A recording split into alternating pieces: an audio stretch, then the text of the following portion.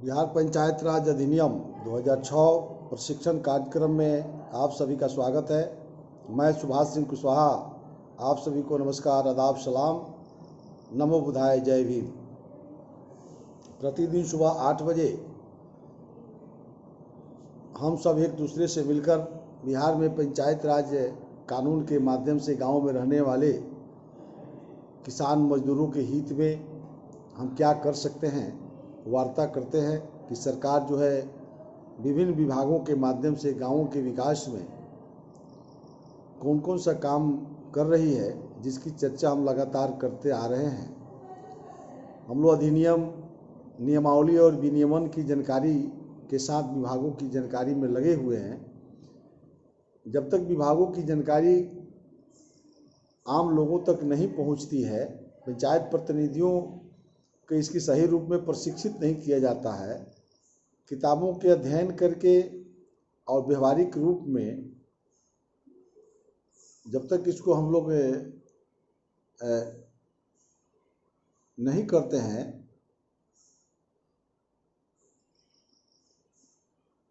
तब तक गांव में रहने वाले लोगों का कल्याण करना संभव नहीं है। और विभागों के द्वारा चलाए जा रहे योजनाओं का सही मायने में जानकारी नहीं हो पा रही है। एक मूल कारण है कि जो हम लोग चाहते हैं कि विकास हो, डेवलपमेंट हो, वह नहीं हो पा रही है। और सरकार के माननीय मुख्यमंत्री नीतीश कुमार जी कई महत्वपूर्ण योजना जो चला रहे हैं, पंचायत तक आते आते ही ये योजना अटक जा रही है। इसका मूल कारण है कि हम लोग सब लोग मिल करके गाँवों के अंदर वार्ड सदस्य, मुखिया, पंचायत समिति, जिला परिषद विभागों के अध्ययन नहीं कर रहे हैं कि किस विभाग के कौन काम गांव तक पहुंचेगी। तो इसलिए हम लोग विभाग वाइज चर्चा कर रहे हैं। तो समाज कल्याण विभाग की चर्चा आज हम लोग करेंगे। समाज कल्याण विभाग में एक परवरिश योजना है। तो परवरिश योजना जो सरकार चलाई है, आज नेट का भी गड़बड़ी है। परवरिश योजना एक बहुत ही महत्वपूर्ण योजना है। हम बच्चों के लिए कई विकासात्मक योजना समाज कल्याण का हमने चर्चा किया था कि बाल मजदूरों को कैसे मुक्त कराया जाए, बच्चों को शिक्षा से कैसे जोड़ा जाए, विद्यालय पूर्व आंगनबाड़ी की चर्चा हमने किया, फिर सर्व शिक्षा अभियान की चर्चा हम लोगों ने किया। तो अब परवरिश योजना, यानी परवरिश योजना का मूल आधार यह है कि वैसे बच्चे गांव में आप देखेंगे जिसके माता पिता का पता नहीं है, जन्म के साथ ही माता पिता की मृत्यु हो गई। तो ऐसे स्थिति में उस बच्चे की देखभाल के लिए एक योजना बिहार के माननीय मुख्यमंत्री नीतीश कुमार जी ने चलाया। तो उसका मूल उद्देश्य यही है कि बच्चों को उनके दत्तक परिवार में पालन पोषण के प्रति परिवारों का पालन पोषण, अनुदान, भत्ता आदि कहाँ से मिले। तो ऐसे बच्चों का भी हम अधिकार है कि उसके जीवन को हम कैसे ठीक कर सकें, कैसे उसके जीवन को हम पटरी पर ला सकें। तो इसके लिए पात्रता क्या है? योजना के तहत पालक परिवार की आर्थिक सहायता, माने जो उस बच्चे को पालन पोषण करेंगे उनकी आर्थिक सहायता को भी सरकार को ध्यान में रख करके सामूहिक स्वास्थ्य बीमा एवं बच्चे के नाम से पूंजीगत अनुदान निवेश किया जाता है।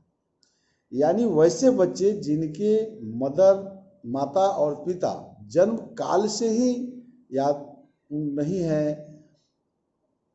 या कहीं से बच्चा जो है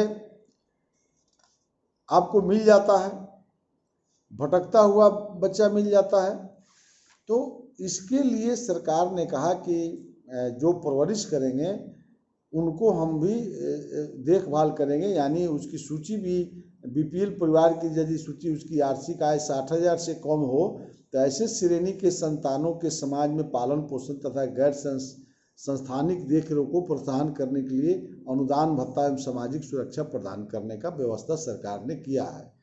तो ये तो गांव में रहने वाले जो हमारे वार्ड के सदस्य हैं, मुखिया हैं, उनको सब पता है कि गाँव के अंदर कौन वैसे बच्चा है जिसके कोई देखने वाला नहीं है, एकदम ये जैसे लवारिस हम लोग कहते हैं।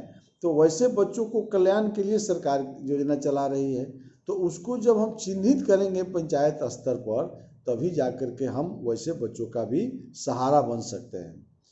अनाथ एवं बेसहारा बच्चा अथवा बच्चे जो अपने निकटतम संबंधी अथवा नाते रिश्तेदार के साथ रह रहे हैं, फिर कह रहा है वो वैसे अनाथ बच्चे, हो सकता है कि अपने किसी अब मदर और माता और पिता नहीं है तो कोई रिश्तेदार भी रख लेता है, तो उसको भी चिन्हित करना कि किस संबंधी क्या है, कौन नाता रिश्तेदार क्या है और किस स्थिति में है, ये वार्ड के सदस्य और मुखिया को पता है। ये कानून में मुख्यमंत्री जी कितनों चाहेंगे प्रधानमंत्री जी पता करना, तो उनका आँख नाक कान जो है वार्ड सदस्य और मुखिया ही होते हैं। चूँकि एक शासक वर्ग है एक प्रशासक वर्ग है, तो शासक वर्ग के लिए वार्ड सदस्य और मुखिया है, तो वार्ड सदस्य जितना चलेंगे उसी पर पूरे देश को चलना है, यानी वहीं से विषय तैयार होगा, वार्ड सदस्य से ही विषय निकलता है और वहीं से इस कार्यों को कार्यरूप देने का प्रावधान किया गया है, इसलिए ऐसा कह रहा है। फिर कह रहा है अंत में कि अगर स्वयं HIV पॉजिटिव उसको भी टेस्ट कर लेना है, HIV पॉजिटिव निगेटिव जो है उसका भी टेस्ट करवा लेना है, एड्स का टेस्ट करवा लेना है, कुष्ठ रोग से पीड़ित बच्चे हों अथवा HIV पॉजिटिव हों, एड्स से पीड़ित माता पिता हों अथवा कुष्ठ रोग के कारण 40% या ज़्यादा शारीरिक विकलांग माता पिता के संतान हो। ये कह रहा है कि यदि एड्स हो गया हो, HIV पॉजिटिव हो, कुष्ठ रोगी हो, यानी वैसा बीमारी या विकलांग हो 40% से ज़्यादा, वैसे अभिभावक के बच्चे को भी परवरिश योजना में सम्मिलित करना है और उसकी एक सूची बना करके तब जाकर पंचायत समिति और जिला परिषद के माध्यम से जाएगा, तो उसको सरकार के तरफ से जो अनुदान मिलना है वह उसको व्यवस्था किया गया। तो इस तरह से अनाथ बच्चों के लिए सरकार ने एक परवरिश योजना चलाई, इसकी भी जानकारी ग्राम पंचायत पंचायत समिति को होना चाहिए। अगर नहीं होगा तो इस योजना का लाभ गांवों तक नहीं पहुंच पाएगा। अब ये है समेकित बाल संरक्षण योजना, पर्यवेक्षण गृह जिसको आप कहते हैं, ये जो है 2006 में ही इसको शुरू किया गया था कि जो किसी कानून को बनाया गया उस बच्चे यदि उसको उल्लंघन करते हैं, वैसे बच्चों को सुनवाई तक जो है, जब तक उसकी सुनवाई हो रही है तब तक जो है आपको जो है राज्य के विभिन्न 27 पर्यवेक्षण गृह उसको कहते हैं, पर्यवेक्षण गृह का सभी जिलों में व्यवस्था किया गया है, तब तक वहीं उसको रखा जाएगा। ये बिहार के सभी जिलों में प्रायः शुरू हो गया है। फिर कह रहा है कि यदि संशोधित 2006 की धारा 9 का यदि फिर उल्लंघन करता है वह बच्चा और दोष सिद्ध होने पर सुधार हेतु, जैसे माने किसी आरोप में दोष सिद्ध हो जाता है तो उसको सुधार के लिए विशेष गृह की व्यवस्था किया गया है, तब तक वहाँ रखा जाएगा। तो ये पटना जिला में एक जगह इसको शुरू हुआ है विशेष गृह, तो उस बच्चे की सुनवाई तक जो है वहाँ रखने का प्रावधान है।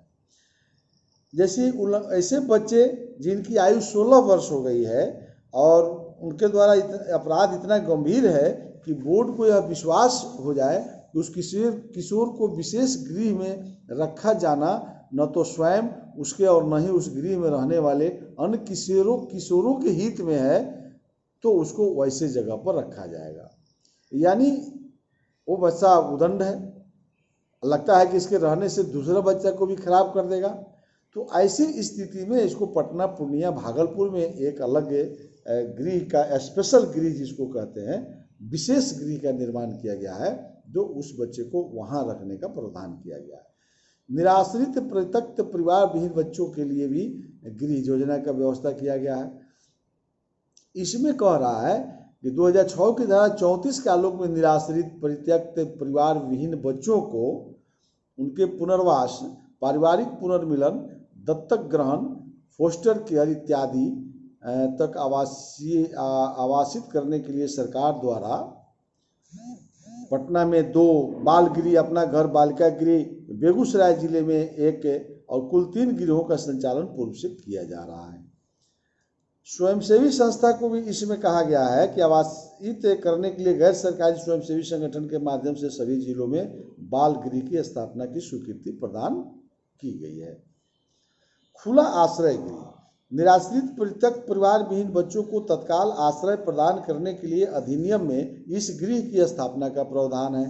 राज्य में गैर सरकारी स्वयंसेवी संगठन के माध्यम से 11 खुला आश्रय गृह संचालन हेतु अनुमोदन प्राप्त है। तो ये एनजीओ के लोगों को भी इसमें राज्य सरकार अधिकृत किया है। तो उसमें कई जिला में जैसे चल रहा है, मुजफ्फरपुर, सारण, मुंगेर, गया, पूर्णिया, पटना सिटी, पटना जंक्शन, भागलपुर में खुला आश्रय गृह की स्थापना की गई है। यदि अगर कहीं नहीं है तो यहाँ भी आप उस ऐसे बच्चों को आप ले जाके रखवा सकते हैं जो अनाथ बच्चे हैं। यानी अनाथ बच्चों के लिए कई प्रकार से बिहार के माननीय मुख्यमंत्री नीतीश कुमार जी ने व्यवस्था किया है। इसका लाभ हम सीधा का सीधा गांव के अनाथ बच्चों को हम दिला सकते हैं।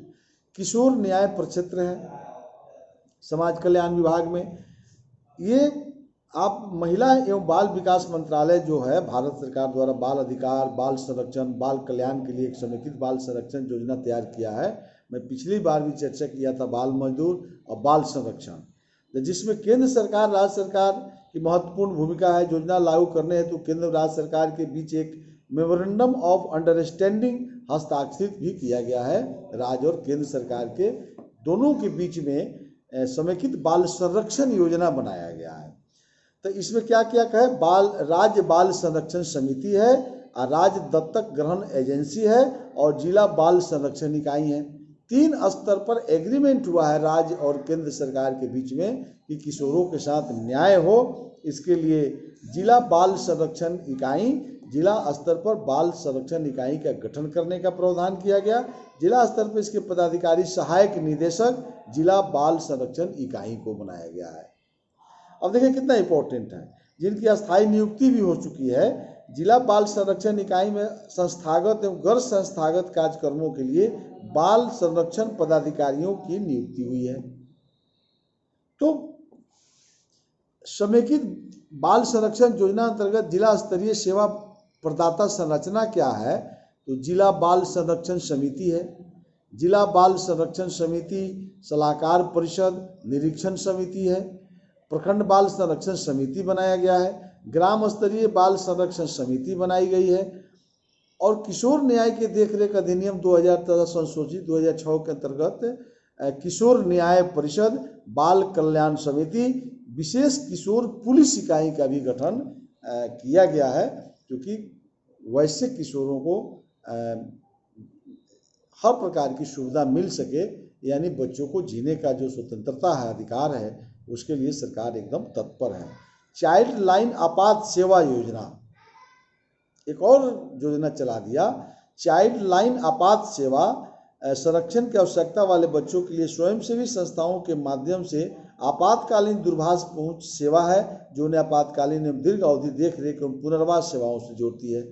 ये एनजीओ के लोगों से इस कार्य को कराया जाता है कि फिर इससे भी अगर कोई बच्चे यहाँ पहुँच जाते हैं तो उसको एनजीओ के माध्यम से 24 घंटा दूरभाष सेवा पर उपलब्ध है। तो कठिन परिस्थिति में रहने वाले कोई बच्चा अथवा उनकी ओर से कोई वयस्क इस तक 1098 डायल करके पहुंचाया जा सकता है। 1098 नंबर जैसे डायल करेंगे तो वो आपको जो फ़ोन उठाएगा उसको आप समस्या बताइए। वैसे बच्चों को जो अनाथ हैं उस चाइल्ड लाइन आपात सेवा योजना में भी आप पहुंचा सकते हैं, क्योंकि वहाँ एनजीओ के लोग हैं, उसको भी वो देख रेख करेंगे। वर्तमान में 17 जिला में यह चल रहा है। पटना, गया, सीतामढ़ी, दरभंगा, किशनगंज, पूर्णिया, मुजफ्फरपुर, भागलपुर, वैशाली, सहरसा, बक्सर, कटिहार, पश्चिम चंपारण, जमुई, कैमूर, समस्तीपुर, अररिया में संचालित है। पूर्वी चंपारण, औरंगाबाद, सारण, मधुबनी, बांका जिले में भी शुरू कर दी गई है। तो इस तरह से जो है अनाथ बच्चों को सुरक्षा के लिए जो हमारे समाज कल्याण विभाग ने जो एक प्रयास किया है कि बाल मजदूरी हम कैसे बंद करें, आपको लोक शिक्षण केंद्र के माध्यम से, समेकित बाल विकास योजना के माध्यम से, बाल श्रम उन्मूलन विमुक्ति एवं पुनर्वास के माध्यम से, परवरिश योजना के माध्यम से, जो एक सरकार की एक सोच है कि हम गांव गरीब किसान मजदूर के जो बच्चे हैं उसको 100% शिक्षा से जोड़ना, 100% उसको जीने का अधिकार देना, 100% उसको स्वास्थ्य सुविधा लेना है, चाहे उसके अभिभावक हों, चाहे उसके अभिभावक नहीं हो, चाहे वो अभिभावक रहते हुए भी गरीब हों। यानी उसको आंगनबाड़ी से ले करके आपको जहाँ तक पढ़ना चाहते हैं, सरकार की एक मजबूत सुरक्षा आपके साथ कवच बन के खड़ी है। ज़रूरत है ग्राम पंचायत बैठक सुचारू रूप से चलाने की, वार्ड सदस्य और मुखिया की जो कार्यकारिणी की बैठक है, पंचायत समिति की जो बैठक है, विधिवत संचालन करने की जवाबदेही ग्राम पंचायत के जिम्मे, पंचायत समिति के जिम्मे सरकार ने इस दायित्व का निर्वहन करने के लिए दिया है। इस दायित्व और कर्तव्यों का निर्वहन हम समझते हैं कि बिहार के अंदर कम देखा जा रहा है। पंचायत सरकार जो है लागू हुए 20 वर्ष हो गया। बिहार के अंदर 2001 से आज तक फिर चुनाव अभी 2-3 माह के अंदर होने ही वाला है। अभी परामर्शी समिति करके जो है पंचायती राज राज्य सरकार, चूँकि कोरोना वायरस से पीड़ित थे हम लोग, इसलिए यहाँ चुनाव नहीं हो सकी। ऐसी परिस्थिति में आपके बीच में फिर चुनाव होने वाला है। आने वाला समय में हम लोगों को सजग रहना चाहिए कि पंचायत प्रतिनिधि के बगैर जो है गाँवों का विकास संभव नहीं है। गाँवों का विकास सही मायने में चाहते हैं, अनाथ बच्चे से शुरू करके चलिए, आपको जिस क्षेत्र में आप विकास करना चाहते हैं, सभी क्षेत्रों में गाँवों की विकास की जवाबदेही पंचायती राज की जवाबदेही पर है। अब आज इस विषय को हम यहीं रोकते हैं। महिला सशक्तिकरण देखते हैं, कल से इस पर हम चलेंगे। कल विषय फिर हम लोगों के सामने समाज कल्याण विभाग महिला सशक्तिकरण का विषय कल से हम लोग को रहेगा। महिलाओं के लिए राज्य सरकार कौन कौन सा योजना चला रही है, इस योजना पर कल हम फोकस करेंगे। चलिए, आज जो भी साथी आज इस कार्यक्रम में भाग लिए, सबको शुभकामनाओं सहित बहुत बहुत धन्यवाद। कल सुबह 8 बजे हम सब पुनः मिलेंगे। इसी आशा विश्वास के साथ आप सबसे हम विदा लेते हुए आप सबको नमस्कार।